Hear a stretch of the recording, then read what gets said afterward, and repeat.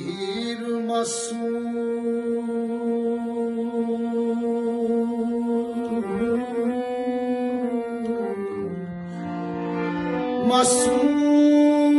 वे बीबी हीर मासूम वे बीबी हीर मासूम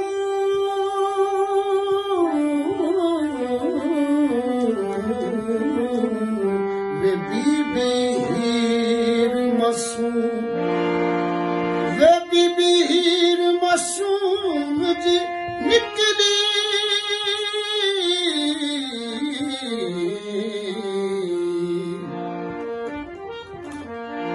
वे बीबी हीर मासूम जी निकली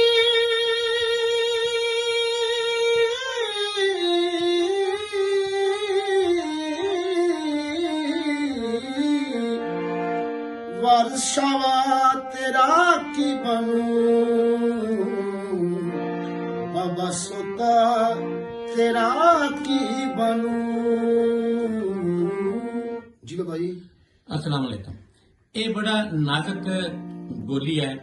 ਇਹਦੇ ਦੋ ਤਿੰਨ ਇੰਨੀਆਂ ਵੱਡੀਆਂ ਗੱਡੀਆਂ ਨੇ ਕਿ ਲੋਕਾਂ ਦੀ ਮੌਤ ਵਾਕਿਆ ਹੋ ਗਈ। ਨੰਬਰ 1 ਕਿ ਹਜ਼ਰਤ ਵਾਰਿਸ ਸ਼ਾਹ ਸਾਹਿਬ ਕੋਲ ਕੋਈ ਸਬੂਤ ਨਹੀਂ ਸੀ ਕਿ ਬੀਬੀ ਹੀਰ ਇਸ ਤਰ੍ਹਾਂ ਸਾਰੇ ਵਾਕਿਆਤ ਪੇਸ਼ ਆਏ।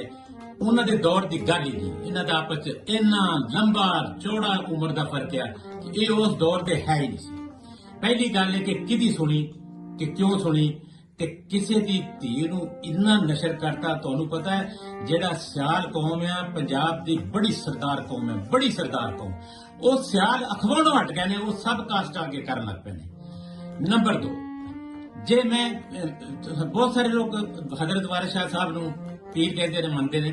ਮੈਂ ਉਹਨਾਂ ਦੀ ਰਿਸਪੈਕਟ ਕਰਦਾ, ਮੈਂ ਪੀਰ ਨਹੀਂ ਮੰਨਦਾ, ਮੈਂ ਉਹਨਾਂ ਦੀ ਰਿਸਪੈਕਟ ਕਰਦਾ। ਹੋ ਸਕਦਾ ਪੀਰ ਵੀ ਹੋਣ, ਮੈਂ ਨਹੀਂ ਮੰਨਦਾ, ਮੈਂ ਉਹਨਾਂ ਨੂੰ ਰਿਸਪੈਕਟ ਕਰਦਾ। ਪਰ ਮੈਂ ਇੱਕ ਛੋਟਾ ਜਿਹਾ ਸਵਾਲ ਕਰਦਾ ਉਹਨਾਂ ਕੋਲ, ਹਜ਼ਰਤ ਸਾਹਿਬ ਤੁਹਾਡੇ ਕਦਮਾਂ 'ਚ ਡਿੱਗ ਕੇ ਕਿ ਜੇ ਤੁਹਾਡੀ ਧੀ ਹੁੰਦੀ ਹੀਰ, ਕਿਆ ਤੁਸੀਂ ਇਸ ਤਰ੍ਹਾਂ ਕਰ ਲੈਂਦੇ? ਕਿਆ ਤੁਸੀਂ ਹੀਰ ਪੜ੍ਹ ਲੈਂਦੇ? ਕਿਆ ਤੁਸੀਂ ਨਸ਼ਰ ਕਰ ਦਿੰਦੇ ਜਹਾਨ 'ਚ? ਬਸ ਇਹੀ ਹੈ, ਇਹੀ ਤੁਹਾਡੇ ਅੱਗੇ ਮੈਂ ਅੱਜ ਵੀ ਹੱਥ ਜੋੜ ਕੇ ਕਹਿੰਦਾ, ਕਿਆ ਜ਼ੁਲਮ ਨਹੀਂ ਹੋਇਆ ਤੁਹਾਡੇ ਕੋਲ?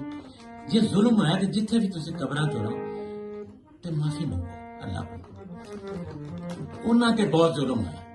ਬੇਗੁਨਾਹ ਮਾਸੂਮ ਕੌਮ, ਸਰਦਾਰ ਕੌਮ, ਉਹਨਾਂ ਦੀ ਤੁਸੀਂ ਕਿਆਮਤ ਤੱਕ ਵਾਸਤੇ ਉਹਨਾਂ ਨੂੰ ਐਸੇ ਇਮਤਿਹਾਨ 'ਚ ਪਾ ਦਿੱਤਾ ਕਿਉਂਕਿ ਸਭ ਕਾਸਟਾਂ ਲਿਖਣ ਲੱਗ ਪਏ ਨੇ। ਸਰਦਾਰ ਕੌਮ ਸਿਆਲ ਲਿਖਣ ਤੋਂ ਹਟ ਗਏ ਨੇ, ਸਭ ਕਾਸਟਾਂ ਲਿਖਣ ਲੱਗ ਪਏ। ਉਹਨਾਂ ਨੂੰ ਏਡੇ ਵੱਡੇ ਕਬੀਲੇ ਨੂੰ ਹਿੰਦੁਸਤਾਨ ਪਾਕਿਸਤਾਨ ਜਿਹੜਾ ਬੈਠਾ ਹੈ, ਕਿਸ ਗੱਲ ਦੀ ਕਿਸ ਗੁਨਾਹ ਦੀ ਸਜ਼ਾ ਦਿੱਤੀ ਕਿ ਤੁਸੀਂ ਇਹ ਫਰਜ਼ ਕਰਕੇ ਇਹ ਗੱਲ ਸੱਚੀ ਵੀ ਹੁੰਦੀ? क्या किसी दीन इस्लाम, अगर तुसी पीर हो, दीन इस्लाम ये इजाजत देता है कि किसी की ऐब पोशी ना करो, ऐब नूं नशर करो? अगर ये फर्ज कर लो किसी भी लिहाजा कि सच सी ते पीर साहब तुहाडा ते फिर बिल्कुल ही काम नहीं सी, तुस ते पर्दा पाउणा सी, तुस ते नशर कर दिता स्पीकर तो। हुण जिहड़ा जिन्हों दो अल्फ ना पढ़ी वक्त नूं फड़ी वो भी हीर पढ़न दिया, वो भी हीर मार्फत कोई कहता है नहीं जी ये हीर नहीं है, दरअसल ये रूत बुत का झगड़ा। तो भाई किसी होर दा नाम ले लेंदे ना, हज़रत वारिस शाह साहब किसी होर कुड़ी का नाम ले लेंदे। अगर इतना मुकद्दस ही अपने किसी घर देखने वाले जो किसी जी का नाम ले लेंदे, उन्हां दा ही क्यों? ते मैं भी माफी मंगदा, मैं उन्हां कोलों माफी मंगदा।